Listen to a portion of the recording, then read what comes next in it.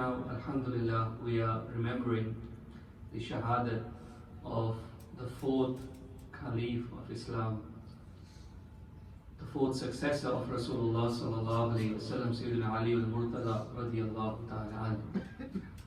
Now, all the companions are blessed. The companions were the best in their times, and the companions were the best after the prophets in all the ummahs. These companions, Ridwanullahi ta'ala alayhim ajma'een, were chosen by Allah subhanahu wa ta'ala to be the companions of Rasulullah sallallahu alayhi wa sallam. They were great, alhamdulillah, but they also had to go through many difficulties. In fact, the scholars have said that, you know what people say and how people say that we wish we were in the time of the Prophet sallallahu alaihi wasallam. Some scholars have said you shouldn't say this actually, because the time of the Prophet sallallahu alaihi wasallam, the most blessed it was, but it was also the most difficult. And there is a likelihood that you would be on the other side and not on this side, because the path here was so incredibly difficult.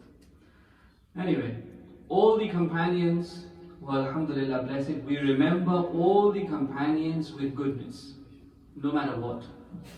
We respect all the companions, we honor all the companions, and Allah subhanahu wa ta'ala has said about all the companions that radiyallahu anhum wa radu an, that Allah subhanahu wa ta'ala is pleased with each and every one of them, and they are all pleased with Allah subhanahu wa ta'ala. And the belief of the Ahlul Sunnah wal Jamaat is that all the companions of the Prophet sallallahu alaihi wasallam are Jannatis. Alhamdulillah, all of them. Now, within them there are ranks. So the Khulafai Rashideen, the four rightly guided caliphs, they are the first, Sayyidina Abu Bakr, Sayyidina Umar, Sayyidina Osman, and Sayyidina Ali, radiyallahu ta'ala ajma'een, in that order. Then we have the Ashab al-Badr and the Panjtan and so on, it continues. But the ones who are right on top are the Khulafai Rashideen, the four successors and the four greatest companions of Rasulullah sallallahu alaihi wasallam. But one of the problems that we have is that we look at the fadail, and we should. We look at the virtues, and we should. We look at the excellences, and we should. But one thing what we don't do is we take lessons from the lives of the companions. You know, they struggled. They had to face the greatest hardships in their lives. And so their lives are like a guidance or guiding light for us. In fact, the Prophet ﷺ said, Ashabikan nujum.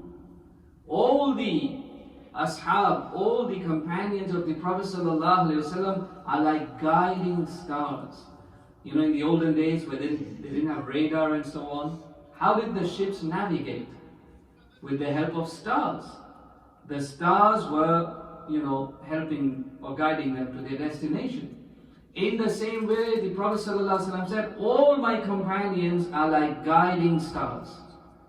Iqtadaytum iqtadaytum. If you follow any one of them, you will reach your destination. You will be guided. And this is what we don't do. We don't take guidance from the lives of the companions. We say, oh yes, they were great, mashallah, these are the fadail, alhamdulillah, and then what? Are we taking any lesson? Are we placing them in real life situation?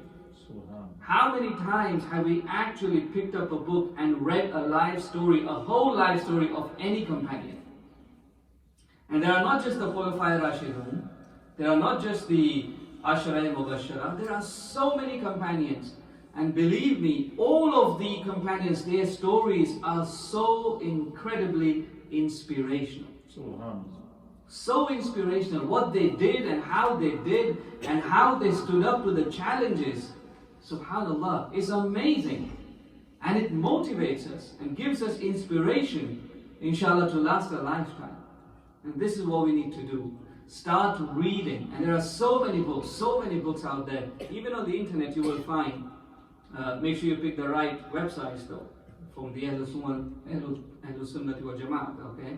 But there are so many, and if you look at their stories, so just very, very briefly about Sayyidina Ali radiallahu ta'ala anhu. Again, I want to look at the lessons that we can take. The excellence is great, mashallah. They're right up there, you know. But we need to take lessons from their beautiful, amazing life. Sayyidina Ali radiallahu ta'ala anhu, as we know, a well-known fact, that he was the first amongst the children to accept Islam. He was only about 10 or so. Can you imagine? What does that teach us? Little children, teenagers, who have not even reached teenage years yet, they can do incredible things, mashallah. They can, isn't it? Age is not a barrier, old age or young age. In fact, the Prophet ﷺ sent young teenage companions as the commander-in-chief. When there were the likes of Sayyidina Umar and Sayyidina Abu Bakr in the cavalry, the Prophet ﷺ actually chose young people. Okay, like Sayyidina Osama. They were young, but they had the potential. And in the supervision of those great companions, the Prophet ﷺ wanted these young companions to flourish. And that was the reason he made them, the commander-in-chief. So age is no barrier. No matter how young you are or how old you are, you can do some great things for the sake of Islam. You have the right intention, you take the steps, and Allah subhanahu wa ta'ala will make you victorious, inshallah. Will give you success. So Sayyidina Ali radiallahu ta'ala, as a young boy, he accepted Islam, and then from then on, he was always by the side of Rasulullah sallallahu alaihi wasallam, always. And when Sayyidina Ali, as a boy, he went to his father, Abu Talib, and he started to mention about Quran and about the hereafter and about good deeds and so on. Abu Talib is like amazed, and he said, "What are you saying?" Like, they had not heard these terms before. And then he disclosed that, your nephew, Muhammad sallallahu alayhi wasallam, is indeed the messenger of Allah. Now this was actual news for Abu Talib. And he said that, okay, fair enough. Now I am telling you, always be by the side of your cousin, of your brother, Muhammad sallallahu alayhi wasallam. Always help him, always assist him. And this is exactly what he did. As a young boy, as a teenager, as a young man, always by the side of the Prophet ﷺ.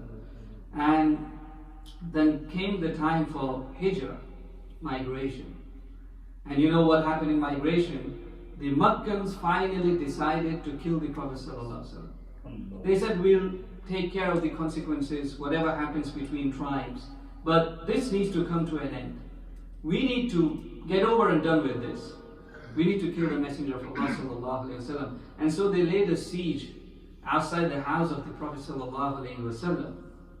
And the Prophet sallallahu alaihi wasallam was already foretold by Allah subhanahu wa ta'ala. He sallallahu alaihi wasallam had already prepared the journey of hijrah along with Sayyidina Abu Bakr Siddiq radiallahu ta'ala anhu. But the Prophet sallallahu alaihi wasallam called Sayyidina Ali, who must have been young at that time. And he said, you need to sleep on my place. You need to sleep, okay? And the only reason was so that you can come after me to Medina after returning all the amanas that I have. This is so amazing. Whose amanas were there? Whose trust was there? The very people who were outside trying to kill the Prophet ﷺ. It belonged to those people. And the Prophet ﷺ is saying, "Oh Ali, make sure you give whatever belongs to whoever and then come to Medina." You can imagine the state surrounded by enemies. The Prophet ﷺ left. Okay, and nobody could spot him. That is why we say that one of the dimensions of the Prophet ﷺ was Nur. And this Nur was manifested now. The Prophet ﷺ left from the house and there were people around. Nobody could see him because he went as Nur. Okay? The nur of the Prophet sallallahu alaihi wasallam, he's the nur of Allah. Subhanallah. But Sayyidina Ali is inside. And he should be really scared, isn't it? That there are people outside, they might mistake me for, Rasulullah sallallahu alaihi wasallam, they would kill me. But Sayyidina Ali said, I had the best sleep ever that night. I had the best sleep. Why? Because of what the Prophet ﷺ said. You know how certain they were of the words of Rasulullah ﷺ. He said, because the Prophet ﷺ said, Ali, come to Medina after returning whatever belonged to these people, so I am certain I am going to go to Medina. And he said, I had the best sleep, I was aramse sleeping, and then morning happened, and then nobody came out of the house, and finally they stormed in. And they found Sayyidina Ali. He said, where's your prophet? He said, come. No. Subhanallah. So Sayyidina Ali radiallahu anhu, he's actually almost putting his life on line, isn't it? For the Prophet sallallahu alaihi wasallam. And all the heroics that he showed after that, mashallah, in the battle of Badr, in the battle of Khandaq, in the battle of Khaybar. And Khaybar, subhanallah, what an amazing, just one waqiyah, I'm not going into waqiyahs today, but just one waqiyah where Khaybar, the Prophet ﷺ and the companions laid siege. It was a very strong fortress of the Jews. And they laid a siege for a long time, but they couldn't break through. And the Prophet ﷺ said, tomorrow I'm going to give flag to the person who is going to, have a breakthrough, who is going to get into the fort. And everybody thought, who is it going to be? Everybody wanted, it to be them. Sayyidina Umar thought it was going to be him, and he wanted to be one of them. But the Prophet ﷺ next day is looking for someone. He said, where is Ali? And Sayyidina Ali radiallahu ta'ala anhu, he had sore eyes that day. He had problem with his eyes, and he wasn't even there. And the Prophet ﷺ said, call him. Now imagine, somebody who's not well, the Prophet ﷺ is calling him and say, you take the flag. And what Sayyidina Ali radiallahu ta'ala who did that day was, subhanallah, he literally, single-handedly took the door off the fortress, which 40 people couldn't move. He did it by himself. Now this is the power of Allah. This is a quwwah that you get from Allah subhanahu wa ta'ala. That is why it's Asadullah, subhanallah. Okay? So, alhamdulillah, the heroics, we can keep talking about it. But coming to our level, again, what do we need to learn from it? Sayyidina Ali radiallahu ta'ala was also a very shy person. You know how young men are shy?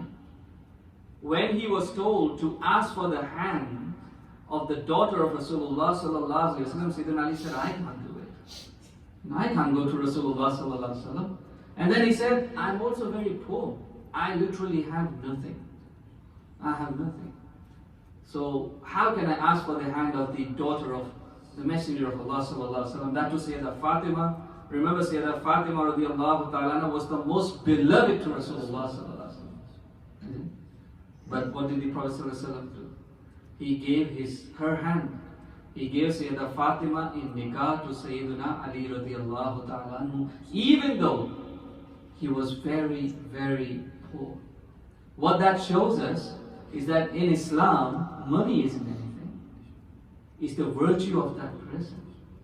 And Sayyidina Ali radiallahu ta'ala himself states that Allah subhanahu wa ta'ala chose mal for some people and He chose ilm for some people. And He said, for me, Allah subhanahu wa ta'ala chose knowledge. And this is the knowledge where Sayyidina Ali says that if I translate the dot on the ba, then we would have like bookloads of 40 camels just on the tafsir of the nuqta, the dot beneath the ba, if Sayyidina Ali starts to get into the tafsir, subhanallah. But poverty is nothing. It is what kind of a heart you have, what kind of virtue you have. He was Babul Ilm, mashallah. He was the door of the city of knowledge. And the Prophet ﷺ chose that over any money. I just remembered an incident, mashallah, we are fasting, and that household would fast almost all year round. We only fast just about in Ramadan, but they would fast every day, okay? Almost every day.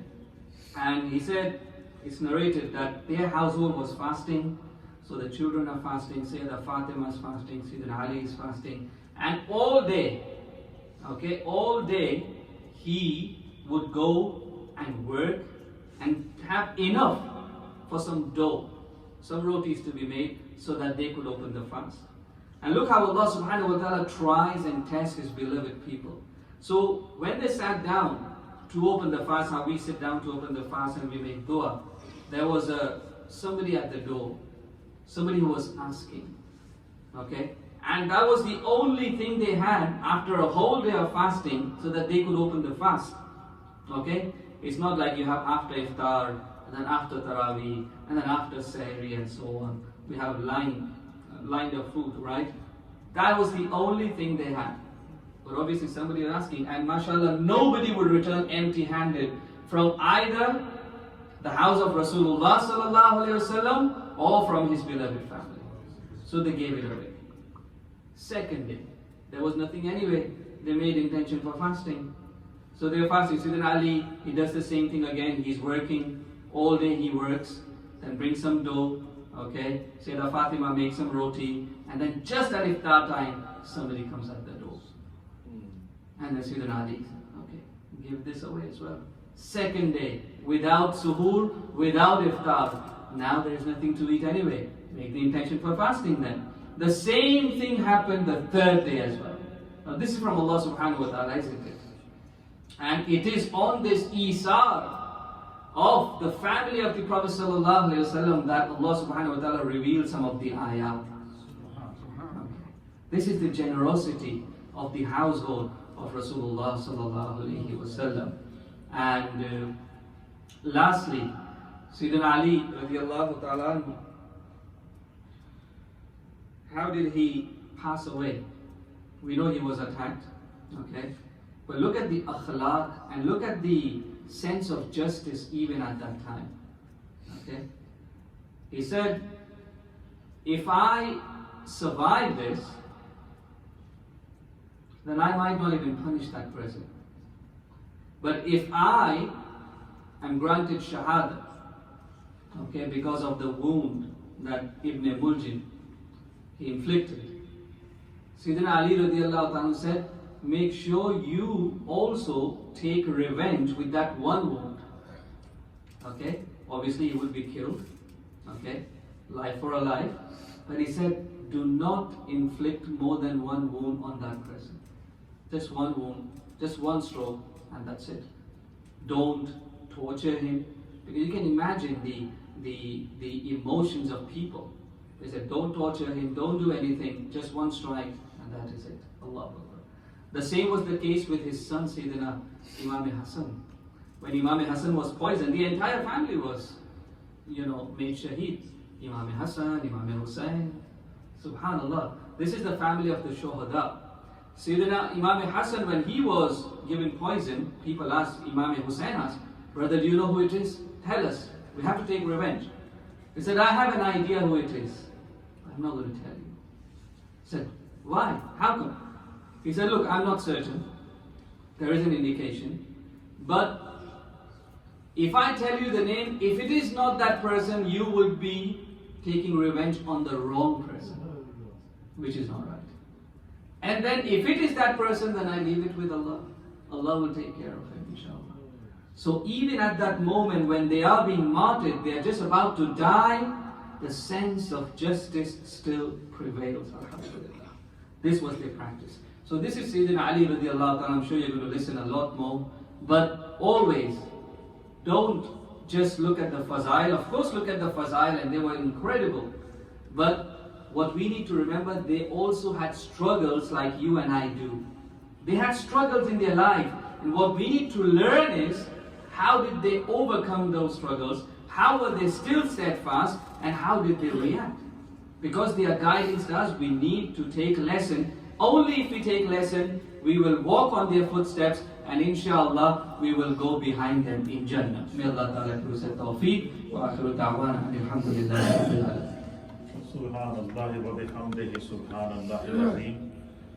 الذين ينفقون أموالهم بالليل والنهار سرا وعلانية فلهم أجرهم عند ربهم ولا خوف عليهم ولا هم يحزنون صدق اللہ مولانا العظیم وصدق رسولہ النبی الامین الکریم۔ حضرت مولانا محمد عارف قادری صاحب نے اپنی گفتگو کو جہاں سے چھوڑا ہے وہاں سے میں آپ کو آگے لے کے چلوں تاکہ یہ پتہ چل سکے کہ اللہ تعالیٰ نے مولائے کائنات، تاجدار حق عطا، مولا مشکل کشا حضرت علی المرتضیٰ کرم اللہ وجہہ الکریم رضی اللہ تعالیٰ عنہ کو جو فضائل، مناقب اور عظمتیں عطا کی تھی وہ اتنے بے شمار ہیں کہ زندگیاں گزر گئی، 1400 سال کا عرصہ گزر گیا، ابھی تک وہ فضائل اور مناقب جاری و ساری ہیں۔ تھوڑا جو گلا تو بریک رکھو تو جاری و ساری ہیں، 1400 سال سے مسلسل فضائل، مناقب، عظمتیں، رفعتیں علماء، ائمہ، صحابہ اکرام، تابعین، ائمہ مجتہدین بیان کر رہے ہیں۔ ان کے فضائل ختم نہیں ہو رہے، کیوں؟ کہ جو اللہ کے ہو جاتے ہیں تو خدا ان کا ہو جاتا ہے۔ حضور نبی علیہ الصلوۃ والسلام نے فرمایا کہ من کان للہ وکان اللہ لہ، جو خدا کا ہو جائے پھر خدا اس کا ہو جاتا ہے۔ حضرت مولا کائنات رضی اللہ تعالیٰ عنہ کے ایسے ایسے فضائل ہیں۔ یہ جو میں نے آپ کے سامنے تلاوت کی ہے قرآن پاک کی آیت ہے، یہ ہے سورہ البقرہ کی آیت نمبر 274، ورس نمبر 274، سورہ نمبر 2 اور سورہ البقرہ، اس کی آیت ہے 274۔ یہ آیت جب نازل ہوئی، اس کا جو پس منظر ہے وہ آپ سنیں گے تو آپ کا ایمان تازہ ہوگا۔ یہ آیت کب نازل ہوئی، کیسے نازل ہوئی، اس کے نازل ہونے کی جو وجہ تسمیہ وہ کیا تھی کہ مولا کائنات، تاجدار حق عطا، مولا مشکل کشا حضرت علی المرتضیٰ کرم اللہ وجہہ الکریم، آپ نے جاب کی ایک جگہ، کیا کی؟ محنت۔ نبی اکرم صلی اللہ علیہ وسلم نے فرمایا کہ القاسب حبیب اللہ، محنت کرنے والا جو شخص ہوتا ہے وہ اللہ کا دوست ہوتا ہے۔ حضور علیہ السلام نے خود محنت کی، اپنے ہاتھوں سے آپ نے زمین کی کھدائی کی ہے، آپ نے اپنے ہاتھوں سے اپنے کپڑے سیے ہیں، آپ نے اپنے ہاتھوں سے اپنے گھر کی صفائی کی ہے، آپ نے اپنے ہاتھوں سے جو ہے وہ کام کر کے ہر طبقہ فکر کو پیغام دے دیا کہ جو بندہ جس شعبے سے وابستہ ہو، اگر اس سے یہ کہیں گے کہ تو یہ کام کیوں کرتا ہے۔ ہمارے نزدیک دنیا میں آج کل تو بڑے بڑے عہدیدار لوگ ہیں، سردار ہیں، چودھری ہیں، بڑے بڑے بادشاہ ہیں، بڑے بڑے، وہ کہتے ہیں وہ چھوٹے چھوٹے کاموں کو تو حقیر سمجھتے ہیں نا آج کے دور کے اندر۔ لیکن آپ نے دیکھا ہوگا کہ جو بندہ جس کام سے منسلک ہے، جو جس شعبے سے منسلک ہے، وہ اپنے شعبے کو بڑا دل لگی سے کرتا ہے۔ یہ کبھی آپ نے اس پہ غور کیا؟ مثلا ایک بندہ ایک روڈ کے کنارے فٹ پاتھ پہ بارش میں کیچڑ میں بیٹھا، وہ جوتے مرمت کر رہا ہے، لوگوں کے پھٹے ہوئے جوتے مرمت کر رہا ہے۔ غلاظت والے جوتے آتے ہیں تو وہ جو ہے وہ جوتے لیتا ہے، ان کو صاف کرتا ہے، ان کو مرمت کرتا ہے، اور اپنا پیشہ، اپنے پیشے میں وہ مست ہے یا نہیں؟ ہم یا کوئی بندہ شاید یہ کہے گا کہ یار یہ جوتے مرمت کرنے والا یہ روڈ کے کنارے بیٹھا ہوا ہے، ہم شاید کوئی اپنی خاندانی وجاہت دکھاتے ہوئے، اپنی سرداری دکھاتے ہوئے، اپنی جب وہ تحکمانہ لہجہ دکھاتے ہوئے ہم یہ کہہ دیں کہ بھائی یہ دیکھو جی یہ کتنا حقیر کام کر رہا ہے۔ کوئی کام حقیر نہیں ہے، یہ بات یاد رکھیے۔ اچھا، اب اس شخص سے جو روڈ کے کنارے بیٹھا، سردی ہو گرمی ہو ہر ماحول میں وہ لوگوں کے پھٹے ہوئے جوتے مرمت کرتا ہے، اس سے پوچھو کہ بھائی تجھے اللہ نے جوانی بھی دی ہے، صحت بھی دی ہے، تو کوئی اور پیشہ بھی اختیار کر سکتا تھا، تجھے اس شعبے کے اندر کیوں دل لگی ہے کہ تو صرف یہی کام کرتا ہے؟ تو وہ یہی جواب دے گا کہ میں نے رسول اللہ صلی اللہ علیہ وسلم کی ادا کو ادا کیا، میرے مصطفیٰ نے اپنے جوتوں کو خود مرمت کیا۔ یعنی ہر ایک زمین کھودنے والے مزدور سے اگر آپ پوچھیں کہ جو اتنی بڑی جو ہے وہ گرمیاں ہوتی ہیں اور بندہ جو ہے وہ دھوپ میں کھڑا نہیں ہو سکتا، اور تو دن بھر پسینہ نکال کے جو ہے وہ محنت کرتا رہتا تو وہ بھی یہی کہے گا کہ میرے مصطفیٰ نے خندقیں کھودی ہیں، پیٹ پر پتھر باندھے ہیں، میں تو مصطفیٰ کریم کی ادا میں مست ہوں۔ جس حال میں مصطفیٰ کی ادا ہو جائے۔ اسی طریقے سے نبی پاک صلی اللہ علیہ وسلم کے جتنے صحابہ تھے وہ نبی پاک صلی اللہ علیہ وسلم کی کسی نہ کسی صفات کے اندر، کسی نہ کسی ادا کے اندر گم رہتے تھے، اور یہی وجہ ہے کہ انہوں نے نبی پاک کے صحابہ نے نہ نبی کے قول کو ضائع ہونے دیا، نہ نبی کے فعل کو ضائع ہونے دیا، نہ نبی کے عمل کو ضائع ہونے دیا۔ حضور علیہ الصلوۃ والسلام کی ہر بات کو انہوں نے لکھ کر امت کے لیے قیامت تک کے لیے دستور قائم کر دیا۔ قیامت تک کے لیے نبی کی اداؤں کو صحابہ نے زندہ کیا ہے، اور ہر طبقہ فکر کا، اور جس طرح کہ مولانا نے اس طرح اشارہ دیا کہ نبی پاک صلی اللہ علیہ وسلم نے ینگ لوگوں کو فوکس کیا، جوانوں کو فوکس کیا، بوڑھوں کو فوکس کیا، اور اسی طریقے سے عورتوں کو اور مردوں کو فوکس کیا۔ ہر وہ شخص طبقہ جس کا انسانیت کے جس طبقے سے جس کا تعلق ہے، حضور علیہ السلام اس کے لیے ایگزامپل بنے، سرکار نے اس کی رہنمائی کی۔ مولا کائنات حیدر کرار رضی اللہ تعالیٰ عنہ جب ایمان لائے تو عمر 10 سال تھی۔ کتنی عمر تھی؟ اور 10 سال سے پہلے مولا کائنات کا جتنی زندگی کا عرصہ گزرا وہ عمر مصطفیٰ کریم کی تربیت میں گزرا، کیونکہ مولا کائنات کی جو والد ماجد تھے حضرت ابو طالب، وہ کثیر العیال تھے، ان کو اللہ نے بہت ساری اولادیں عطا فرمائی تھی۔ تو نبی اکرم صلی اللہ تعالیٰ علیہ وسلم نے اپنے چچا حضرت عباس سے مشورہ کیا کہ ہمارا چچا ایک خاندان کے سربراہ بھی ہیں، کثیر العیال ہیں، چھوٹے چھوٹے بچے ہیں، غربت بڑی ہے، ایسا کرتے ہیں کہ ایک بچے کو تم لے لو، ایک کو میں لے لو، ایک کو تم تیار کرو، ایک کو میں تیار کرتا ہوں، ان کی بوجھ بھی ہلکا ہو جائے گا اور ان کے ساتھ تعاون بھی ہو جائے گا۔ تو نبی اکرم صلی اللہ تعالیٰ علیہ وسلم نے جو ہے وہ ابھی تک اعلان نبوت نہیں ہوا، یہ خاندانی میں اپنے خاندان میں مشورہ ہو رہا ہے۔ تو جب مشورہ کیا تو حضرت عباس نے کہا جی بالکل ٹھیک ہے، ایسا کرتے ہیں۔ تو نبی اکرم صلی اللہ تعالیٰ علیہ وسلم نے جس حضرت ابو طالب کے جس بیٹے کا انتخاب کیا کہ اس کو پرورش بھی میں کروں گا، اس کو پڑھاؤں گا بھی میں، اس کو اپنے ساتھ میں رکھوں گا، اور اس کو ہمیشہ میں اپنے جو ہے وہ فیملی کا حصہ بنا کے رکھوں گا۔ تو نبی اکرم صلی اللہ علیہ وسلم کی نگاہ نے جس کا انتخاب کیا وہ مولا کائنات تاجدار حل عطا، مولا مشکل کشا حضرت علی المرتضیٰ کرم اللہ وجہہ الکریم۔ اچھا، مولا کائنات کی نبی پاک نے اس طرح تربیت کی تھی کہ حضور علیہ السلام کی اداؤں کا مظہر بن گئے تھے۔ اب میں جو آیت آپ کے سامنے تلاوت کی ہے، مولا کائنات نے ایک جگہ جاب کی، کیا کی؟ جاب کی۔ تو جاب کرنے کے بعد آپ کو 4 درہم ملے۔ کتنے ملے؟ 4 درہم آپ کو مزدوری ملی، محنت کی، جاب کی، اور کتنی مزدوری ملی؟ 4 درہم۔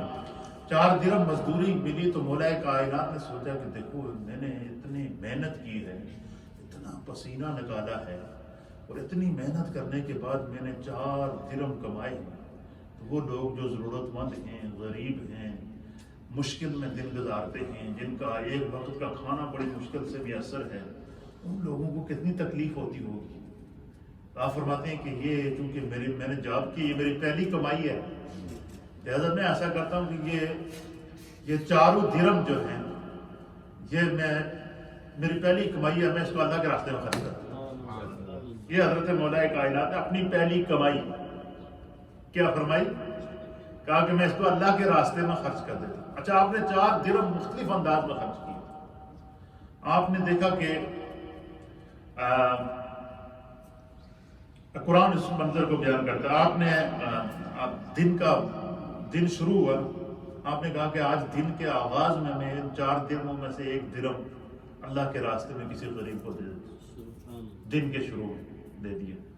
پھر جب دن ختم ہوا، رات شروع ہوئی، پھر آپ یہ بھی ان کی سوچ تھی، جب رات شروع ہوئی تو آپ کے ذہن میں یہ تھا کہ کچھ لوگ ایسے بھی ہیں جو رات کو جاگ کر محنت کرتے ہیں، ضرورت مند ہیں، اور آپ نے کیا کیا کہ 1 درہم جب رات شروع ہوئی، سورج غروب ہوا تو 1 درہم رات کو اللہ کے راستے میں خرچ کر۔ پھر آپ نے دیکھا کہ کچھ لوگ ایسے ہوتے ہیں کہ جو یہ نہیں چاہتے ہیں کہ بھائی ضرورت مند تو ہیں، لیکن یہ نہیں چاہتے ہیں کہ کوئی یہ کہے یار اس کی مدد کرو، کچھ وہ بڑے خوددار قسم کے لوگ تھے جن کو ہمارے یہاں کہتے ہیں بندہ بڑا سفید پوش ہے. سفید پوش کا کیا معنی ہے؟ کپڑے کھانا پینا بظاہر لوگوں کے سامنے اس نے اچھا رکھا ہوتا ہے لیکن اندر سے وہ ضرورت مند ہوتا ہے. تو اس کی عزت نفس رہ جائے تو حضرت مولا کائنات نے کسی ایک سفید پوش شخص کو دیکھا کہ جو بظاہر اچھا عزت دار شخص تھا لیکن یہ چاہتا بھی نہیں تھا, ضرورت مند بھی تھا. آپ نے اس کو بلایا, بلانے کے بعد چھپا کر کسی کو بتائے بغیر خاموشی سے 1 درہم اس کے ہاتھ میں اس کی مٹھی میں دے دی اور کہا کہ یہ تو اپنے گھر کا سامان وغیرہ لے لے, خرچ کر لے. جب چھپا کے دے دیا اس کو. پھر آپ باہر نکلے تو آپ نے سوچا کہ بھئی اللہ کے راستے میں اعلانیہ بھی تو خرچ کرنا چاہیے تاکہ دوسروں کو ترغیب ملے. تو آپ نے دیکھا کہ فلاں شخص بڑا غریب ہے, آپ نے اس کو بلایا, بازار تھا, لوگ تھے, آپ نے اس کے ان لوگوں کے سامنے کہا یہ بڑا ضرورت مند ہے, یہ میرے پاس 1 درہم ہے, یہ میں تمہیں دیتا ہوں کہ تو اس سے اپنا گھر کا نظام چلا. اب 4 درہم کمائے, پہلی کمائی 4 مختلف انداز میں خرچ کیے. اب دیکھیں جب انسان کی انٹینشن اچھی ہو, نیت اچھی ہو تو خدا اس کا کیسا صلہ دیتا ہے. اب مولا کائنات کی یہ ادا اللہ کو اتنی پسند آئی, اتنی پسند آئی, اتنی پسند آئی, اللہ تعالیٰ نے وہی نہ دیا. اور مولا خیر کائنات کی 4 اداؤں کو اللہ تعالیٰ نے قرآن میں وحی کے ذریعے نازل کر کے پوری دنیا کو کیا قیامت تک آنے والی انسانیت کو بتا دیا کہ جو لوگ اللہ کے لیے کام کرتے ہیں خدا ان کی نیکی کو قیامت تک زندہ رکھتا ہے. قرآن میں آپ سنیے, پہلے آپ نے واقعہ تو سن لیا, اب دیکھیے اللہ قرآن میں مولا کائنات کی اس ادا کو اللہ قرآن کا جامع پہنا کر, قرآن کی وحی کا جو ہے وہ تاج پہنا کر مولا کائنات کی اس ادا کو قیامت تک کے لیے انسانیت کے لیے کس طرح ایگزامپل بنا رہا ہے. یہی وجہ ہے کہ نبی پاک صلی اللہ علیہ وسلم نے فرمایا کہ اصحابی کالنجوم, میرے صحابہ ستاروں کی مانند ہیں. بِأَيِّهِمْ اِقْتَدَيْتُمْ, جڑا جس نے بھی میرے جس صحابی دی اتباع کی تھی نا, حضور نے فرمایا اللہ اس کو ہدایت دے گا. کیوں کہ نبی پاک کے صحابہ نبی کی اداؤں پر زندہ ہے. ہر صحابی نے نبی کی کسی ادا پر زندگی گزاری ہے. ہر صحابی کی سانس نبی کی اداؤں کے گرد گھومتی ہے. ہر صحابی کی زندگی نبی کی زندگی کے گرد گھومتی ہے. محبت رسول کے اندر نقش ہوتی ہے. اس لیے اللہ کے حبیب نے فرمایا جو میرے جس صحابی کے پیچھے لگ گیا خدا اس کو کبھی بے دین نہیں چھوڑے گا, کبھی وہ کفر کی موت نہیں مرے گا. اللہ اس کو ہدایت یافتہ بنائے گا, ہدایت عطا فرمائے گا, کیونکہ اس نے میرے صحابی سے محبت کی ہے, اس کے دامن کو پکڑ کے رکھا. اب مولا کائنات نے 4 درہم خرچ کیا. اللہ فرماتا ہے الذین ينفقون اموالهم, قرآن میں اللہ نازل کیا الذین ينفقون اموالهم, وہ لوگ جو اللہ کے راستے میں مال خرچ کرتے ہیں. سورہ بقرہ آیت نمبر 274 الذین ينفقون اموالهم, وہ لوگ جو اپنے اموال کو, اپنے مالوں کو خرچ کرتے ہیں باللیل, رات کو. مولا کائنات نے 1 درہم رات کو خرچ کیا. اللہ کہتا ہے وہ لوگ جو اپنے مال کو رات کو خرچ کرتے ہیں باللیل, رات کو. 1 درہم آپ نے دن کے شروع ہونے میں صبح کے ٹائم دن کو خرچ کیا. فرمایا الذین ينفقون اموالهم باللیل والنہار, جو رات کو اور دن کو اپنا مال خرچ کرتے ہیں سرًا, جو کچھ چھپا کر بھی اللہ کے راستے میں مال خرچ کرتے ہیں کسی دوسرے کو پتہ نہ چلے, وہ چھپا کے مولا کائنات نے ضرورت مند کی خدمت کی. وعلانیۃً, اور جو اعلانیہ طور پر خرچ کرتے ہیں تاکہ دوسروں کو ترغیب ملے. تو مولا کائنات کی اس ادا کو اللہ تعالیٰ نے قیامت تک انسانیت کے لیے ایگزامپل بنا کر اسے وحی کا جامع پہنا دیا. یہ مولا کائنات کے دیکھیں, جس کے عمل کو خدا قرآن بنا دے, جس کے عمل کو اللہ وحی کا نور عطا کر دے, جس کے عمل کو خدا کائنات کے لیے ایگزامپل بنا دے, اس کی عظمتوں کا کون اندازہ لگا سکتا ہے. یہ شان تھی مولا کائنات تاجدار حضرت حضرت علی المرتضیٰ کرم اللہ وجہہ الکریم. اچھا, مولا کائنات کی جہاں اور عظمتیں ہیں وہاں آپ کی ایک سب سے بڑی عظمت یہ ہے کہ آپ کے فضائل قرآن میں بھی ملیں گے, آپ کے فضائل نبی پاک کی حدیث میں بھی ملیں گے, آپ کے فضائل جناب سیدنا صدیق اکبر نے بھی بیان کیے ہیں, آپ کے فضائل جناب فاروق اعظم نے بھی بیان کیے ہیں, آپ کے فضائل جناب عثمان غنی نے بھی بیان کیے ہیں, آپ کے فضائل مناقب جناب جو ہے وہ نبی پاک صلی اللہ علیہ وسلم کے عشرہ مبشرہ نے بیان کیے ہیں, بدری صحابہ نے بیان کیے ہیں, احد کے صحابہ نے بیان کیے ہیں، اور حضرت مولا کائنات کی زندگی کی مختلف جہتیں. آپ ایک ہمہ جہت شخصیت ہیں. خداوند قدوس نے آپ کو سیرت رسول، صورت رسول اور کردار رسول کا مظہر بنایا تھا، میرے مصطفیٰ کی اداؤں کا مظہر. مولا کائنات کی جس صفت کو آپ لے لیں، مثلا آپ مولا کائنات کے زہد و تقوی کو لے لیتے ہیں، آپ کا زہد و تقوی کیسا تھا، اس کے بارے میں حدیث سماعت فرمائیے. حضرت عمار بن یاسر رضی اللہ تعالیٰ عنہ بیان کرتے ہیں، آپ بیان کرتے ہیں کہ نبی اکرم صلی اللہ تعالیٰ علیہ وآلہ وسلم کو فرماتے ہوئے میں نے اپنے کانوں سے خود سنا. حضرت عمار بن یاسر کہتے ہیں کہ میں نے خود نبی اکرم صلی اللہ علیہ وسلم کو فرماتے ہوئے اپنے کانوں سے سنا ہے، اور یہ سنا ہے کہ حضور نبی علیہ الصلوۃ والسلام نے فرمایا کہ اے علی، اے میرے علی، اللہ تعالیٰ نے تم کو ایسی زینت عطا فرمائی ہے، ایسی زیبائش عطا فرمائی ہے، ایسی عزت عطا فرمائی ہے، اور ایسی زینت کے ساتھ اللہ تعالیٰ نے تجھے مزین کیا ہے کہ جو تیرا وصف خاص ہے، اور اللہ تعالیٰ نے ایسی زینت جو ہے وہ جو تمہاری خصوصیت کے اندر رکھی ہے، اور وہ زینت کیا ہے؟ حضور نے فرمایا کہ اے علی، میں بتاؤں کہ وہ تمہاری زینت کیا ہے جس سے اللہ بھی خوش ہے اور مصطفیٰ بھی خوش ہے؟ آپ نے عرض کیا کہ یا رسول اللہ ضرور بتائیے. حضور نے فرمایا کہ تمہیں جو اللہ نے زہد و تقوی عطا کیا نا، اس کی کوئی مثال نہیں. اچھا زہد اور تقوی کا جو تعلق ہے یہ انسان کے اندر سے ہے، یہ انسان کے باطن سے ہے. پتہ چلا میرے مصطفیٰ صحابہ کے سینوں کے اندر موجود رازوں کا بھی پتہ رکھتے تھے، صحابہ کے سینوں میں موجود انوار کا بھی میرے مصطفیٰ کو علم تھا. تو حضور علیہ الصلوۃ والسلام نے حضرت مولا کائنات کو فرمایا کہ اللہ تعالیٰ نے تجھے جو دنیا سے بے رغبتی عطا فرمائی ہے، زہد اور تقوی عطا فرمایا ہے، اور تمہیں ایسا بنایا ہے کہ دنیا میں کسی اور کو ایسی سعادت نصیب نہ ہوئی. تو اللہ کے حبیب علیہ الصلوۃ والسلام نے فرمایا ہے کہ اے علی، ایک بات میری یاد رکھنا. کیا؟ حضور نے فرمایا کہ اللہ نے دنیا میں تمہارے لیے کوئی ایسا نہیں رکھا ہے، تو دنیا کو عطا کرے گا، دنیا تمہیں کچھ نہیں دے سکتی.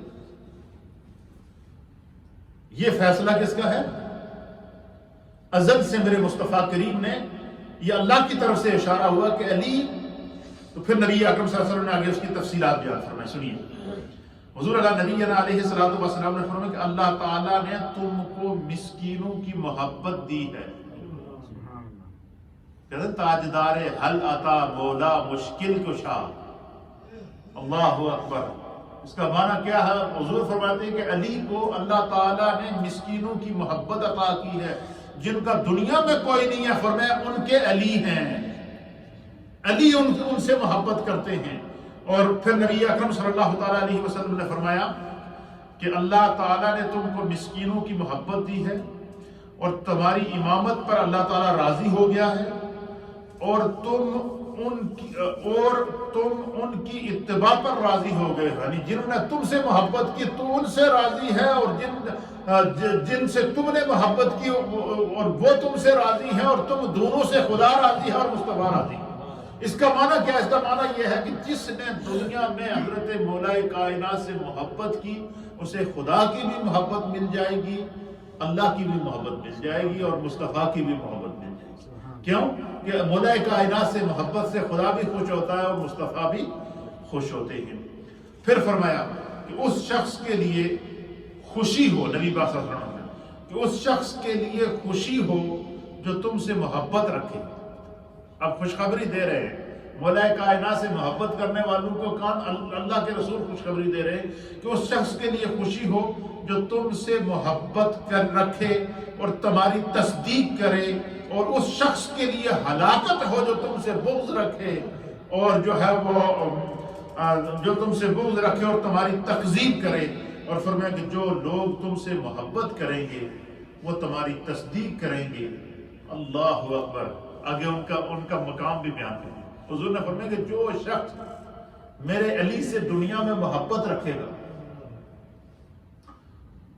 اور مولا کائنات کی الفت اور عقیدت اور محبت اور عشق کو اپنے ساتھ رکھے گا، اس کو کیا حضرت علی کی محبت کا اس محبت کرنے والے کو کیا بینیفٹ ملے گا؟ اب سنیے، نبی اکرم صلی اللہ تعالیٰ علیہ وسلم نے فرمایا کہ جو لوگ تم سے محبت کریں گے اے علی، جو تمہاری تصدیق کریں گے، وہ تمہارے گھر کے پڑوسی اور تمہارے محل کے رفیق ہوں گے. یعنی جنت میں خدا حضرت مولا کائنات کو جو محل عطا فرمائے گا، فرمایا جس نے بھی علی سے محبت کی خدا اس کو علی کے محل کے قریب جنت میں جگہ دے. یعنی اگر کوئی بندہ یہ چاہے کہ جنت میں اسے قرب مصطفیٰ اور قرب مولا کائنات ملے، تو اپنے دل کو، اپنے دماغ کو، اپنے تصور کو، اپنے تخیل کو، اپنی سوچ کو مولا کائنات کی محبت سے مزین رکھے. یہ اصول ہے جو میرے مصطفیٰ کریم صلی اللہ تعالیٰ علیہ وسلم نے فرمایا. اور ایک دوسری روایت میں حضور نے فرمایا کہ علی، تم سے صرف منافق ہی محبت نہیں رکھ سکتا، باقی کوئی جس کے دل میں ایمان کی اتنی بھی رتی ہے نا، وہ تم سے بغض نہیں رکھ سکتا، وہ تم سے محبت کرے گا. اگر تم سے کسی کو محبت نہیں ہے تو سمجھ لو کہ وہ منافق ہے، وہ مومن نہیں ہے. تو پتہ چلا کہ مولا کائنات کی محبت یہ ایمان کی نشانی ہے، یہ ایمان کی علامت ہے. پھر اسی طریقے سے نبی اکرم صلی اللہ تعالیٰ علیہ وآلہ وسلم نے مولا کائنات کے فضائل اور ان کے مناقب کو بیان کرتے ہوئے ارشاد فرمایا. حضرت ام عطیہ رضی اللہ تعالیٰ عنہ بیان کرتی ہیں، آپ بیان کرتی ہیں کہ رسول اللہ صلی اللہ تعالیٰ علیہ وسلم نے ایک لشکر مولا کائنات کی قیادت میں روانہ کیا، ایک جنگ کے لیے ایک لشکر روانہ کیا. جب وہ لشکر جا چکا، مولا کائنات حضور علیہ السلام سے مل کر ان سے جدا ہوئے نا، جب لشکر کو لے کر چلے گئے، ذرا لشکر کے لیے جب لشکر روانہ ہوتا ہے تو جنگ کے لیے جانا ہوتا ہے، تو ہر ایک جب یہی ہوتا ہے کہ پتہ نہیں، جیسے ہمارے جتنے بھی فوجی ہوتے ہیں وہ جب محاذ جنگ پر جاتے ہیں تو وہ گھر میں فون کر کے سب کو بتاتے ہیں کہ بھائی پتہ نہیں واپسی ہوگی نہیں ہوگی، اللہ کے راستے میں نکلا ہوا ہوں. تو مولا کائنات کی قیادت میں نبی پاک نے ایک لشکر بھیجا. جب وہ لشکر روانہ ہو گیا نا، تو حضور اللہ نبی علیہ السلام نے اللہ کی بارگاہ میں دعا کی. حضرت ام عطیہ کہتے ہیں کہ نبی اکرم صلی اللہ علیہ وسلم کی بارگاہ میں نبی اکرم نے اللہ کی بارگاہ میں دعا کی، اور دعا کی کہ یا اللہ مجھے اس وقت تک موت نہ دینا جب تک کہ میں علی کا چہرہ نہ دیکھوں. اب مجھے بتائیں اس شان، اس مقام اور اس عظمت کا کون اندازہ لگا سکتا ہے کہ جس کا چہرہ دیکھنے کے لیے میرے مصطفیٰ خدا سے دعا کریں. یہ ہے مقام مولا کائنات جناب حیدر کرار تاجدار اعلیٰ تاج. اے اللہ، علی کا چہرہ دکھانے سے پہلے مجھ پر موت طاری نہ کرنا. اور تیسری روایت سنیں، حضرت جابر بن عبداللہ رضی اللہ تعالیٰ عنہ بیان کرتے ہیں کہ طائف کے دن رسول اللہ صلی اللہ تعالیٰ علیہ وآلہ وسلم، یعنی طائف کے دن حضور علیہ نبی، اور وہ طائف کا مقام جہاں نبی اکرم صلی اللہ تعالیٰ علیہ وسلم کو پتھروں سے لہو لہان کیا. اہل طائف نے جب حضور علیہ السلام کو پتھر مارے، پتھروں سے لہو لہان کیا، زخمی کیا، آپ کا خون مبارک نکلا، لہو مبارک نکلا، تو جبریل آ گئے. اور جبریل نے کہا کہ اللہ تعالیٰ کو اب یہ گوارا نہیں ہے کہ ان لوگوں نے آپ کے ساتھ اتنی زیادتی کی ہے. اے محبوب، اللہ نے مجھے بھیجا ہے کہ اگر آپ حکم کریں تو یہ طائف کی دونوں پہاڑیوں کو، جبریل نے کہا میں ملا دیتا ہوں اور ان کو، یہ اہل طائف کو میں غرق کر دیتا ہوں. انہوں نے میرے محبوب کا دل دکھایا ہے، محبوب کو اذیت پہنچائی ہے. لیکن اللہ کے حبیب علیہ الصلوۃ والسلام نے جبریل سے کہا کہ مجھے تو میرے رب نے رحمت للعالمین بنا کر بھیجا، مجھے میرے رب نے رحمت للعالمین بنا کر بھیجا. حضور نے فرمایا جو میں دیکھ رہا ہوں جبریل، وہ یہ ہے کہ اگر انہوں نے نہیں مانا تو ان کی نسلیں مجھے تسلیم کریں، ان کی نسلوں میں سے کوئی تو مانے گا اللہ کے دین کو. اس لیے جو ہے میں ان کے لیے دعائے ضرر، ان کے خلاف دعا نہیں کرتا. تو طائف کے دن جو کہتے ہیں کہ طائف کے دن بڑا سخت دن تھا. تو حضور اللہ نبی علیہ السلام زخموں سے چور بھی تھے، اہل طائف نے آپ کو اذیت بھی پہنچائی ہوئی تھی، حتیٰ کہ اللہ کا غضب بھی اپنے جوش پر آ چکا تھا. لیکن طائف کے دن حضرت جابر بن عبداللہ کہتے ہیں کہ نبی اکرم صلی اللہ علیہ وسلم نے حضرت مولا کائنات کو اپنے قریب بلایا اور مولا کائنات کے کان میں حضور کو سرگوشی کر رہے تھے. ان کے مولا کائنات کے کان ان کو قریب کر کے ان کے کان میں حضور باتیں کر رہے تھے. 1 گھنٹہ گزر گیا، 2 گھنٹے گزر گئے، 3 گھنٹے گزر گئے، کافی لمبا کلام کیا حضور علیہ السلام. اور یہ ساری باتیں حضور علیہ السلام مولا کائنات کے کیا کر رہے تھے؟ کان میں کر رہے تھے. تو حضرت جابر بن عبداللہ کہتے ہیں وہاں بہت سارے صحابہ ہم بھی بیٹھے ہوئے تھے، لیکن ہم بس اپنے با ادب دست بستہ اپنی نگاہوں اور سروں کو جھکا کر خاموشی سے باادب بیٹھے تھے. حضور علیہ السلام نے مولا کائنات کو اپنے قریب بلایا. حضور کا رخ بدوحا، آپ کا چہرہ، آپ کا منہ مبارک حضرت علی کے کان کے ساتھ لگا ہوا، اور مسلسل حضور حضرت علی کے کان میں سرگوشی کر رہے ہیں. جس نے سڑی زبانی میں گوشہ پانا، یہ گوشہ ہی کہتے ہیں، سرگوشی کر رہے ہیں، سرگوشی کر رہے ہیں. کہتے ہیں بہت سا وقت گزر گیا. اب جب حضور ساری باتیں کر کے نا فارغ ہوئے، ظاہر ہے سامنے صحابہ باادب بیٹھے ہوئے تھے، تو حضور علیہ السلام نے دیکھا کہ صحابہ اکرام بیٹھے ہیں اور مولا کائنات سے سرگوشی کر رہے ہیں. تو نبی اکرم صلی اللہ تعالیٰ علیہ وآلہ وسلم نے فرمایا کہ میں نے علی سے سرگوشی نہیں کی، یہ میرا رب علی سے سرگوشی کر رہا، میرا رب علی سے راز و نیاز کی باتیں کر رہا تھا. یہ بظاہر تو میں علی سے راز و نیاز کی باتیں کر رہا تھا، یہ بظاہر میں تھا، لیکن یہ سرگوشی تو میرا رب علی سے کر رہا تھا. یعنی یہ مولا کائنات تاجدار حق عطا رضی اللہ تعالیٰ عنہ کی عظمت اور آپ کا مقام تھا. اسی طریقے سے رسول اللہ صلی اللہ تعالیٰ علیہ وسلم نے فرمایا کہ علی منی و انا من علی، علی مجھ سے ہے، میں علی سے ہوں. اور کمال کی بات ہے. اب یہ دیکھیں کہ نبی پاک صلی اللہ علیہ وسلم نے حضرت مولا کائنات کے لیے فرمایا کہ علی منی و انا من علی، علی مجھ سے ہے، میں علی سے ہوں. پھر دوسرے مقام پر نبی اکرم صلی اللہ تعالیٰ علیہ وسلم نے فرمایا کہ الفاطمہ تو بطعۃ منی، فاطمہ میرے جگر کا ٹکڑا ہے. تیسرے مقام پر فرمایا، حضور نے فرمایا کہ حسین منی و انا من حسین. یعنی اس پورے خاندان کو حضور علیہ السلام نے اپنے سے جدا نہیں کیا، اپنے جسم کا حصہ، اپنی سوچوں کا حصہ، اپنی روح کا حصہ ان کو قرار دیا. اسی لیے نبی اکرم صلی اللہ تعالیٰ علیہ وسلم نے فرمایا کہ علی سے محبت سوائے مومن کے اور کوئی کر ہی نہیں سکتا. منافق کبھی علی سے محبت نہیں کرے گا کیونکہ اس کے دل میں نفاق ہے. اور پھر اسی طریقے سے پانچویں حدیث ہے، نبی اکرم صلی اللہ تعالیٰ علیہ وسلم، اللہ اکبر، حضور نے فرمایا کہ علی مجھ سے ہے، میں علی سے ہوں، یعنی میرے خاندان سے ہے اور میں علی کے خاندان سے ہوں. اور فرمایا کہ میرے انوار کا ظہور علی سے ہوگا، یعنی جتنی کائنات عالم کو جو ولایت کا سرچشمہ ہے وہ کہیں نہ کہیں گھوم کر کائنات عالم سے جتنی بھی ولایت ہے، جتنی بھی سلاسل کی، وہ کہیں نہ کہیں سے گھوم کر مولا کائنات سے ہوتی ہوئی سرکار دو عالم صلی اللہ تعالیٰ علیہ وسلم تک پہنچتی ہے. پھر سرکار دو عالم صلی اللہ علیہ وسلم نے آپ نے جو ہے وہ حضرت عبد الرحمن بن ابی یعلا رضی اللہ تعالیٰ عنہ، چھٹی حدیث سماعت فرمائیں. آپ بیان کرتے ہیں، آپ فرماتے ہیں کہ 12 بدری صحابہ نے اس روایت کی گواہی دی. کتنے؟ اللہ. یعنی اس روایت کو آپ اندازہ لگائیں کتنی کبھی روایت ہے کہ اس روایت کو نبی پاک کے 12 بدری صحابہ نے بیان کیا. اور وہ کیا روایت ہے؟ کہتے ہیں کہ 12 بدری صحابہ نے گواہی دی ہے کہ رسول اللہ صلی اللہ تعالیٰ علیہ وسلم نے خم کے تالاب کے پاس فرمایا کہ کیا میں مومنوں کی روحوں سے زیادہ ان کے قریب نہیں ہوں؟ خم کے تالاب کے خلاف صحابہ اکرام کا ایک پورا اجتماع تھا. تو حضور علیہ السلام نے صحابہ کو خطبہ دیا. اس کو خطبہ دیتے ہوئے حضور نے پہلا سوال ان سے کیا کہ یہ بتاؤ کہ کیا میں تمہاری جانوں سے قریب نہیں ہوں؟ اللہ فرماتا ہے النبی اولا بالمؤمنین، نبی تو مومنوں کی جانوں سے بھی زیادہ قریب ہے. حضور نے فرمایا یہ بتاؤ کہ کیا میں مومنوں کی جانوں سے تمہاری جانوں سے بھی زیادہ تمہارے قریب نہیں ہوں؟ صحابہ نے کہا یا رسول اللہ بلا، کیوں نہیں؟ پھر حضور نے فرمایا اچھا یہ بتاؤ کیا میری بیویاں، میری ازواج تم تمام روئے زمین کی مومنوں کی مائیں نہیں ہیں؟ صحابہ نے فرمایا بلا، کیوں نہیں یا رسول اللہ، اللہ نے تو ان کو امہات المؤمنین کا لقب عطا فرمایا ہے.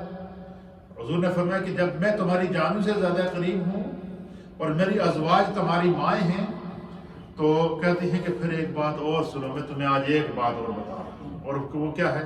حضور فرمان کنت مولاہ فعلی فہذا علی مولاہ. حضور نے فرمایا کہ پھر ایک بات سن لو، وہ کیا؟ جس کا میں مصطفیٰ مولا ہوں، علی اس کے مولا ہے. اس لیے مولا کائنات کو مولا کائنات اس لیے کہتے ہیں کہ ان کو مولا مصطفیٰ نے لقب عطا فرمایا تھا. تو کچھ لوگ ہیں آج کے دور کے اندر جو بڑے فلسفی اور بڑے اپنے آپ کو مولا تو اللہ دی ذات ہے جی، تو علی نو مولا بنا دیتا. ہم کہیں کہ علی کو مولا ہم نے نہیں بنایا، علی کو مولا تو خدا بندے قدوس کی طرف سے اعزاز عطا کیا گیا. علی کو مولا تو میرے مصطفیٰ نے کہا ہے. اور وہ لوگ مولا علی کو مولا کہنے پہ اعتراض کرتے ہیں جو خود اپنے ساتھ مولانا لکھتے ہیں. بس تم مولانا ہو سکتے ہو تو مولا کائنات کیوں نہیں ہو سکتے؟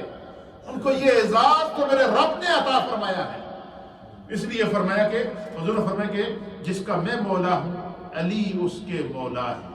پھر سرکار دو عالم صلی اللہ تعالیٰ علیہ وآلہ وسلم نے فرمایا کہ اے اللہ، پھر حضور نے اس موقع پہ دعا کی. پہلے صحابہ کو خطبہ دیا اور خطبے میں کیا فرمایا کہ تمہیں پتا ہے میرا مقام کیا، مجھے مصطفیٰ کا مقام کہ کیا میں تمہاری جانوں سے زیادہ قریب نہیں؟ النبی اولا بالمؤمنین من انفسہم کا اعزاز میرے رب نے مجھے عطا کیا یا نہیں کیا؟ صحابہ نے کہا کیوں نہیں. پھر فرمایا کہ میری بیویوں کو اللہ نے روئے زمین کے انسانوں کے لیے ماؤں کا درجہ دیا یا کہ نہیں دیا؟ صحابہ نے فرمایا کیوں نہیں. پھر فرمایا کہ پھر سنو، من کنت مولا فہذا علی المولا ہو، جس کا میں مولا ہوں علی اس کے مولا ہے. پھر اس کے بعد نبی پاک صلی اللہ تعالیٰ علیہ وآلہ وسلم نے دعا فرمائی اور وہ دعا کی تھی. اب مجھے بتائیں اس ذات کے مقام کا کیا عالم ہوگا کہ جس کی عظمت کو میرے مصطفیٰ بیان کریں پھر اس کے مقام کے لیے دعا کریں. کتنا بڑا اعزاز ہے یہ، کتنی بڑی اللہ کی طرف سے یہ بخشش کی علامت ہے. حضور نے دعا کی. کیا دعا کی؟ دعا سنی.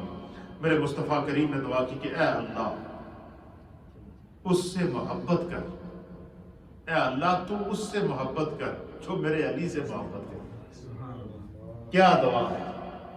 اور یہ دعا کس کو دے رہے؟ امت کو دے رہے ہیں. قیامت تک آنے والی امت کو میرے مصطفیٰ خم کے تالاب کے موقع پر خطبہ دے کر مولا کائنات کے فضائل اور مناقب کو خود بیان کرنے کے بعد مولا کائنات کی عظمت، یعنی کہ اس مولا کائنات کی عظمت کا کیا عالم ہے کہ میرے مصطفیٰ مولا کائنات نبی اپنے صحابہ کے سامنے مولا کائنات کی موجودگی میں ان کے فضائل بیان کر رہے ہیں، ان کے مناقب بیان کر رہے ہیں، ان کی عظمتیں بیان کر رہے ہیں. تو فرمایا کہ اے اللہ تو اس سے محبت کر جو علی سے محبت کرے، اور تو اس سے بغض رکھ جو علی سے بغض رکھے.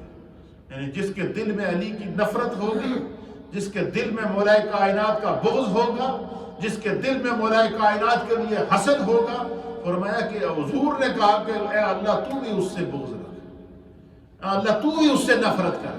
تو جس سے خدا نفرت کر لے تو وہ کسی قوم کا رہ سکتا ہے؟ اللہ تعالی ہمیں محفوظ رکھے. دیے فرمائے کہ اپنے سینوں کو نبی پاک کے صحابہ کی محبت سے بالعموم اور مولا کائنات کی محبت سے بالخصوص ہمیشہ اپنے سینوں کو، اپنے دماغوں کو، اپنے تصور کو اور اپنے تخیل کو تر رکھیں.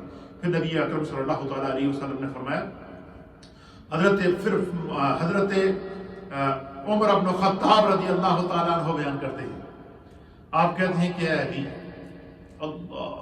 جس وقت حضور نے یہ دعا کی نا کہ اللہ تو ہر اس شخص سے محبت رکھ جو میرے علی سے محبت رکھتا ہے. کیوں؟ کہ علی کو رسول اللہ علی سے محبت کرتے ہیں. تو جب یہ دعا اور یہ مقام من کنت مولا ہو فہذا علی مولا ہو کا اعزاز نبی پاک کی بارگاہ میں ایک خطبے کے دوران مولا کائنات کو نصیب ہوا نا، حضرت فاروق اعظم رضی اللہ تعالیٰ عنہ آپ نے حضرت مولا کائنات کو مخاطب کر کے فرمایا کہ اے علی، اے مولا علی، تم کتنے خوش قسمت ہو کہ تم ہر روز اس حال میں صبح کرتے ہو کہ کائنات کا ہر مومن تم سے محبت کرتا ہے، اللہ کا رسول تم سے محبت کرتا ہے، خود خدا تم سے محبت کرتا ہے. اب یہ دیکھیں صحابہ اکرام مولا کائنات کی محبت پر رشک کون کر رہے ہیں؟ فاروق اعظم. اور آج مولا کائنات کی محبت کا دم کرنے والے فاروق اعظم پر تبرہ کرتے ہیں. مولا کائنات کا رشتہ لے کر نبی پاک کی بارگاہ میں سیدہ کائنات کے لیے لے جانے والے سیدنا صدیق اکبر، سیدنا فاروق اعظم، سیدنا عثمان غنی، خلفائے ثلاثہ ہیں جو پیغام نکاح لے کر رشتہ لے کر گئے ہیں. پھر مولا کائنات کے نکاح کے اندر حضور علیہ الصلوۃ والسلام کے ساتھ سیدہ کائنات کے رشتے کی بات کرنے والے صحابہ اکرام ہیں. اور پھر سیدنا صدیق اکبر کے دور خلافت کے اندر مولا کائنات سیدنا صدیق اکبر کے مشیر خاص فاروق اعظم کے دور خلافت کے اندر مولائے کائنات جب ان کے مشیر خاص قاضی القضاء چیف جسٹس، آپ چیف جسٹس صدیق اکبر کے دور کے اندر بھی چیف جسٹس سے مولائے کائنات، فاروق اعظم کے دور کے اندر بھی چیف جسٹس رہے ہیں آپ، سیدنا عثمان غنی کے دور کے اندر بھی صحابہ کا تو آپس میں وہ تعلق ہے جس سے خدا بیان کرتا ہے رحماء بینہم۔ اور آج مولائے کائنات کی محبت کی آڑ میں صحابہ کو جو لوگ گالیاں دے رہے ہیں وہ مولائے کائنات سے محبت نہیں کر رہے، کیونکہ جس سے علی محبت کرتا ہے اس سے اگر تم نفرت کرو تو تم تو علی سے نفرت کر رہے ہو، علی سے کو محبت نہیں کر رہے۔ اس لیے فرمایا مولائے حضرت فاروق اعظم کیا کہتے ہیں، اے علی تو کتنا خوش قسمت ہے، تیری قسمت پہ تو ہمیں رشک آتا ہے، کیوں؟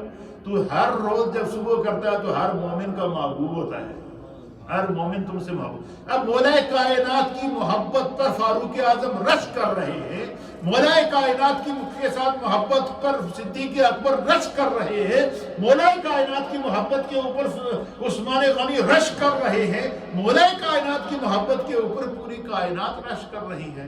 اور آج کل کچھ ایسے فلسفی پیدا ہو گئے ہیں، خدا ان کو ہدایت دے، ہم ہدایت کی دعا ہی کر سکتے ہیں۔ جو صحابہ پر تبرہ کرتا ہے وہ مومن نہیں ہے، چاہے وہ اپنے گلے میں حضرت علی کی محبت کے توق ڈال کے گھومتا ہو، لیکن نبی کے صحابہ پر اگر وہ تبرہ کرتا ہے وہ علی کا محبوب نہیں ہو سکتا، وہ حضرت مولائے کائنات سے محبت نہیں کر سکتا۔ مولائے کائنات سے صحابہ نے محبت کی ہے، مولائے کائنات سے اللہ کے رسول نے محبت کی ہے، مولائے کائنات سے قیامت تک مومنین محبت کرتے رہیں گے۔ اور کسی بھی جو بندہ اہل بیت کی محبت کی آڑ میں صحابہ پر تبرہ کرے وہ منافق، اور جو بندہ صحابہ کی محبت کی آڑ میں اہل بیت پر طعن اور تشنیع اور تبرہ کرے ہمارے نزدیک وہ بھی منافق ہے۔ اس لیے کہ ہم اہل سنت و جماعت ہیں، اور ہمیں امام اہل سنت مجدد دین و ملت پروانہ عشق و محبت امام احمد رضا محدث بریلوی رحمۃ اللہ علیہ نے عقیدہ دیا ہے۔ کیا دیا عقیدہ؟ آپ فرماتے ہیں کہ جو عقیدہ آپ نے دیا ہے وہ کیا ہے؟ آپ فرماتے ہیں کہ صحابہ اکرام رضوان اللہ تعالی علیہ وآلہ وسلم کی محبت اور اہل بیت اطہار کی محبت جو ہے یہ ہمارے ایمان کا جز ہے۔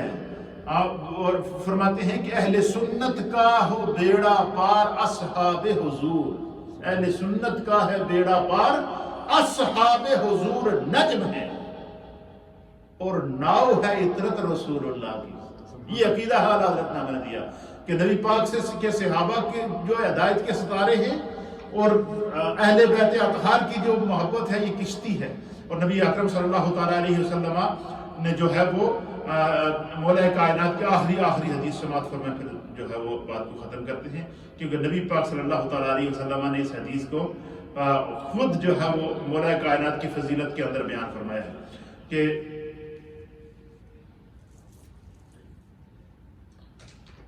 امام مسلم نے اس حدیث کو نقل کیا کہ نبی اکرم صلی اللہ تعالیٰ علیہ وآلہ وسلم نے مولائے کائنات کو فرمایا وعن سعد بن ابی وقاص وعن ابیہ رضی اللہ تعالیٰ عنہ، حضرت سعد بن ابی وقاص اپنے والد ماجد سے روایت کرتے ہیں، آپ کہتے ہیں کہ قال رسول اللہ صلی اللہ تعالیٰ علیہ وسلم لعلی، حضور اللہ نبینا علیہ السلام نے مولائے کائنات کو مخاطب کر کے فرمایا، کیا فرمایا؟ انت منی بمنزلت ہارون من موسیٰ، اے علی تو میرے لیے اس طرح ہے جس طرح جو ہے وہ موسیٰ علیہ السلام کے لیے حضرت ہارون تھے، اور فرمایا کہ لا نبی بعدی، میرے بعد کوئی نبی نہیں ہے۔ تو مولائے کائنات کی عظمتوں کو سلام، مولائے کائنات کا ذکر و علی عبادہ، مولائے کائنات کا ذکر عبادت ہے، مومن کی روح ہے، مومن کی تڑپ ہے۔ اللہ تعالی ہمیں محبت علی میں رکھے اور محبت علی میں ہی موت عطا فرمائے، اور قیامت میں قرب علی المرتضیٰ رضی اللہ تعالی عنہ عطا فرمائے۔ تھوڑا سا ذکر و دعا